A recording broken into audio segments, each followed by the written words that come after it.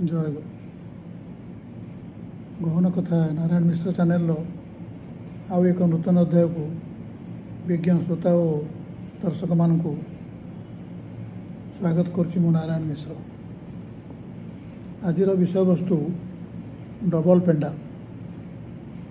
आम जाचे आग काल जिते गाँव में सब नाच होता अपेरा पार्टी आसुले गोटे पेंडाल से नाच करुले। आस्ते आस्ते तले जुग बदलीगला एवं प्राय अपेरा पार्टी मानकर डबल पेंडाल अच्छी। डबल पेंडाल कहले मुख्य पेंडाल सब अभिनय चलती हठात सेठिकार कौन अभिनेता इतिहास बा पुराणा कथा मन पकड़ आउ एक पेंडाल द्वितीय पेंडाल अन्य जगार थी सेठी लाइट जली उठ हठात अंधार रही सेकेंड पेंडाल लाइट जली उठे। दर्शक मैंने देखती जे मुख्य मंडप अभिनय कर केतेक कलाकार इतिहास बा स्मृति बा मनर कथा द्वितीय पेंडाल देखा द्वितीय मंच आगकाल द्वितीय मंच नाला नाटक अभिनेता हेले भी खास सेमती किसी असुविधा नाला किंतु सिनेमा मनर कथा और चिंता करुवा कथा देखा पर अपेरा पार्टी वाला भी द्वितीय मंचर अभाव अनुभव करी एवं समस्त अपेरा डबल पेंडाल नाच देखा देहसुआ हो गला। डबल पेंडाल नथिले एमती दर्शक मानक आमको भी कहीं भल लगुनि। एथरक आसतु आम जीवन शैली आड़े जा एवं अधिकांश पुरुष और स्त्री विवाहित बा अविवाहित जनक संतुष्ट होगा चाहूना। घरे विवाहिता स्त्री से फकीर मोहन को पेटेंट मेडिसिन सुलोचना बाहर आउ जड़े स्त्री से पेटेंट मेडिसिन उस्मान तारा थरे उस्मान तारा भली द्वितीय मंचर आविर्भाव में प्रथम मंच गौण हो जाए। कई क्या छाड़ा दूरे देवा डाइवर्स करने प्रश्न उठेनि ये थाए सी भी थाए। हीरो बाबू जी पुरुषटी उभय आड़े थंट मारुता निर्भय एवं बिना द्विधार। द्वितीय मंच प्रायतः अंधारे रहा भली स्त्री अजाणत प्रौढ़ बा वृद्धंकर अबाध प्रेमलीला द्वितीय सह चली था।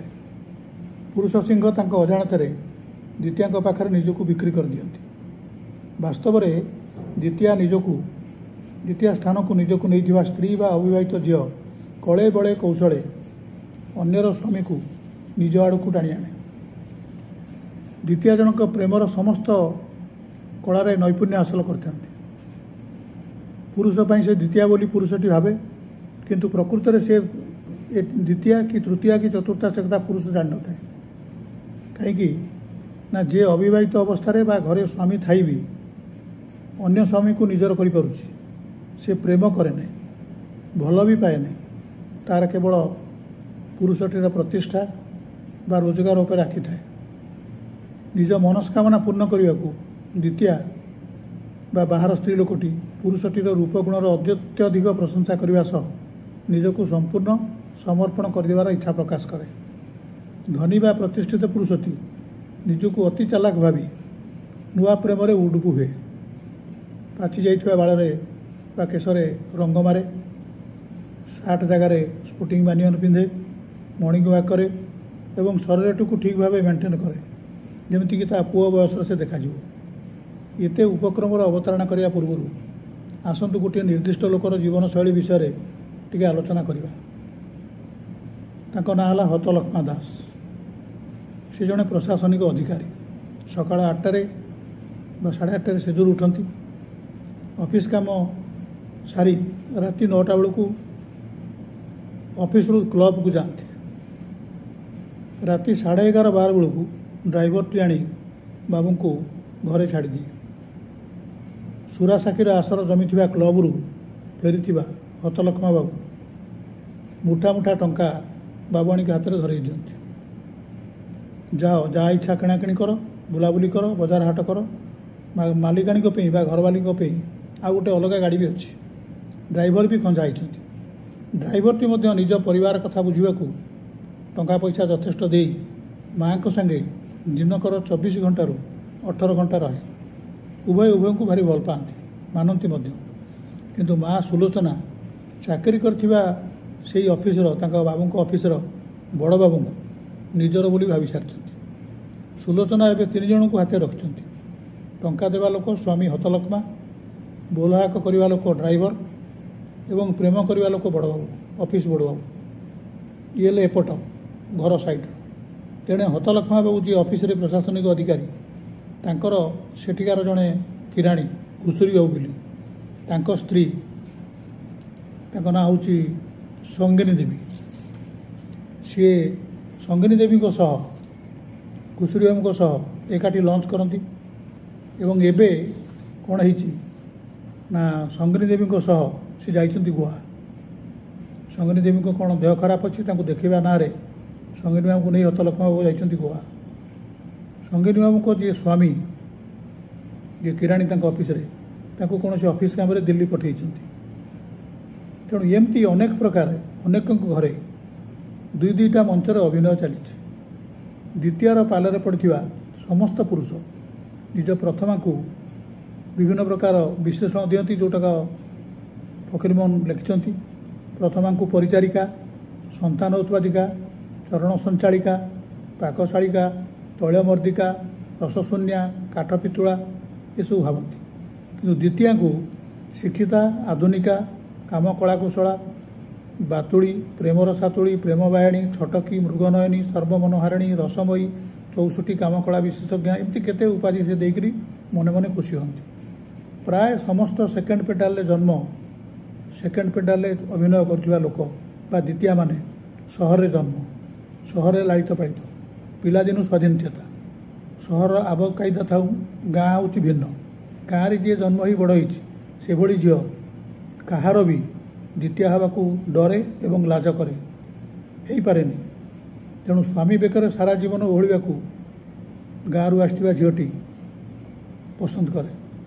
କିନ୍ତୁ ସହରରେ ଘର ଚାରିପଟେ ନର୍ଦ୍ଦମା ପାଣି ଚାଲିଥିଲେ ବି ପତର ପକାଇ ଲୋକ ସ୍କୁଟର ବା କାରରେ ଉଡ଼ିଯାଆନ୍ତି। ଏଠି ବାସନ ମଜାଳି ବି ହାକିମାଣିଙ୍କ ଅନୁପସ୍ଥିତିରେ ହାକିମଙ୍କ ଆଡ଼କୁ ଢଳି ପଡ଼ନ୍ତି। କାରଣ ସହରରେ 5 ପଛ ସାଙ୍ଗରେ ମିଶିବାକୁ ହେଲେ ଶାଢ଼ୀକୁ ଅଲବିଦା କରି 2-4 ଖଣ୍ଡ ନାଇଟ୍ରେ ଶରୀରର ଅଧିକାଂଶ ଅଂଶ ସର୍ବସାଧାରଣ ପ୍ରଦର୍ଶନ କରି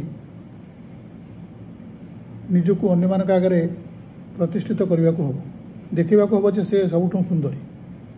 ତେଣୁ ଏବେ ଯେଉଁମାନେ ଶିକ୍ଷିତ ଲୋକ, ଯେଉଁମାନଙ୍କ ପାଖରେ ପ୍ରତିଷ୍ଠା ଅଛି, ଶିକ୍ଷା ଅଛି ଏବଂ ଧନ ବି ଅଛି, ସେମାନେ ସମସ୍ତେ ଶେଷ ଅବସ୍ଥାରେ, ଜୀବନର ଶେଷ ଅବସ୍ଥାରେ ବି ଦ୍ୱିତୀୟାକୁ ଧରି ଦ୍ୱିତୀୟାର ପ୍ରେମକୁ ଚାଖୁଥିବାରୁ ସେମାନେ ଦ୍ୱିତୀୟା ନଥିବା ଲୋକମାନଙ୍କୁ ନପୁଂସକ କହୁଛନ୍ତି, ଅକାମିକା କହୁଛନ୍ତି, କେଉଁ କୋଣରୁ ନୁହନ୍ତି ବୋଲି କହୁଛନ୍ତି।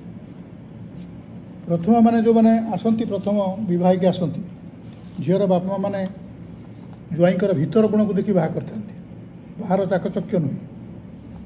ପ୍ରଥମାଟାକୁ ତା ବାପା ମା' ସିନା ଭିତର ଗୁଣ ଦେଖି ବାହା କଲେ, କିନ୍ତୁ ସହରରେ ଯେଉଁ ଦ୍ୱିତୀୟା ଯେତେବେଳେ ଆସେ, ସେ କେବଳ ଉପର ଗୁଣ ଦେଖେଇ ହୁଏ ଏବଂ ଉପର ଗୁଣକୁ ଦେଖି ବାହା ହୋଇଯାଏ ବା ରହେ, ଦ୍ୱିତୀୟା ହେଇକି ରହେ। ଯିଏ ଦ୍ୱିତୀୟା ହେଇକି ରହେ ସିଏ ଜୀବନର ସାୟଂକାଳ ପର୍ଯ୍ୟନ୍ତ ରହିବ, ୟାର କିଛି ଗ୍ୟାରେଣ୍ଟି ନଥାଏ। କାରଣ ତା'ର ପ୍ରତିଷ୍ଠା ଆଉ ଟଙ୍କା ଉପରେ ଆଖି, ସେ ଲୋକକୁ ଦେଖେନି। ତେଣୁ ମଦ ଦୋକାନର ସଂଖ୍ୟା ଅନୁସାରେ ଆପଣମାନେ ଜାଣନ୍ତି ସମସ୍ତେ ଯେ ମଦ ଦୋକାନର ସଂଖ୍ୟା ଅନୁସାରେ ଯେଉଁଠି ସଭ୍ୟତାର ମାପକାଠି ମପା ହେଉଛି, ମଦ ଦୋକାନ ବଢ଼ି ଚାଲିଛି। ମଦ ପିଇବା ଖରାପ, ସରକାର ବି କହୁଛନ୍ତି। ତେଣୁ କିନ୍ତୁ ମଦ ଦୋକାନ ଖୋଲିବାଟା ବଢ଼ି ଚାଲିଛି। ତେଣୁ ଯେଉଁ ସମାଜରେ ମଦ ଦୋକାନରେ ସଂଖ୍ୟା ବଢ଼ିବା ଅନୁସାରେ ସଭ୍ୟତାର ମାପକାଠି ବା ସଭ୍ୟତାର ଉନ୍ନତି ମପାଯାଏ, ମାଆକୁ ଗୋଇଠା ମାରି ସ୍ତ୍ରୀକୁ ଯେଉଁଠି ମୁଣ୍ଡ ଉପରେ ବସେଇ ଥେଇ ଥେଇ ନାଚି ଖୁସି ହେବାକୁ ହୁଏ, ବାପା ମାଆକୁ ଯେଉଁଠି ହତାଦର କରାଯାଏ, ସେହି ଜାଗାରେ, ସେହି ସମାଜରେ ପ୍ରଥମାକୁ ପ୍ରଯୋଜନ ପ୍ରକ୍ରିୟାର ଯନ୍ତ୍ରୀ ଆଖ୍ୟା ଦେଇ କାହିଁ କାହିଁ ସ୍ୱଚ୍ଛଳ ପୁରୁଷମାନେ ସତୀତ୍ୱର ସଂଜ୍ଞା ବୁଝାଉଛନ୍ତି ଏବଂ ରାତ୍ରିର ଦିନରେ ସତୀତ୍ୱର ସଂଜ୍ଞା ବୁଝାନ୍ତି ଏବଂ ରାତ୍ରିର ବିଳମ୍ବିତ ପ୍ରହରରେ ଗଳିକନ୍ଦି ଦେଇ ବାରହାଣ୍ଡିରେ ଥଣ୍ଟ ମାରନ୍ତି। ହେଲେ ଯିଏ ଦ୍ୱିତୀୟାକୁ ଯାଏ, ସେ ତୃତୀୟା, ଚତୁର୍ଥା, ପଞ୍ଚମକୁ ବି ଯାଇପାରେ। ପ୍ରଥମାର ଘର ଗଢ଼ିବା ଚେଷ୍ଟା, ଆଉ ଥରେ ଶୁଣନ୍ତୁ, ପ୍ରଥମାର ଘର ଗଢ଼ିବା ଚେଷ୍ଟା ଓ ଦ୍ୱିତୀୟାର ଘର ଭାଙ୍ଗିବା ଚେଷ୍ଟାର ନିଷ୍ଠାରେ ଓଜନ ଏକା ଥାଏ। ଆମେ ପ୍ରଥମାକୁ ମରହଟିଆ କହୁ, କିନ୍ତୁ ଦ୍ୱିତୀୟା ଆମକୁ ହଡ଼ା କହି ଯୁବକମାନଙ୍କୁ ଖୋସୁଥାଏ। ଏ ପ୍ରକ୍ରିୟା को आबहमान कालू चली आसी चलुची व्यासकविंकर द्वितीय थिले भाषाकोश प्रणेता गोपाल प्रहलाद 31 वर्ष सान पीताम्बरी पालरे पड़ी शेष को विष पी स्वर्गारोहण करते। एते कथा परे मध्य एबे भी अनेक लोक स्त्री मानक अजाणत विवाहित स्त्री मानक अजाणत द्वितीय तृतीय बा अधिक लोक रखिंट पैसार प्राचुर्य यौवनर उदामता किंतु परवर्ती अवस्था ये अनैतिकतार कौन फल हेब से कथा सी भावती नहीं। ईश्वर किंतु ठीक भावे जेहेतु सी सर्वज्ञ सर्वत्र विद्यमान तेणु सी ठीक बेले ठीक मात्रा अनुपात दंड देवे एटा निश्चित। आशा करे आपण मैंने समस्त को जो मानक वीडियोटी भल लगे लाइक करेंगे शेयर करेंगे एवं चैनल टी को निश्चय सब्सक्राइब करेंगे। आज ये नमस्कार।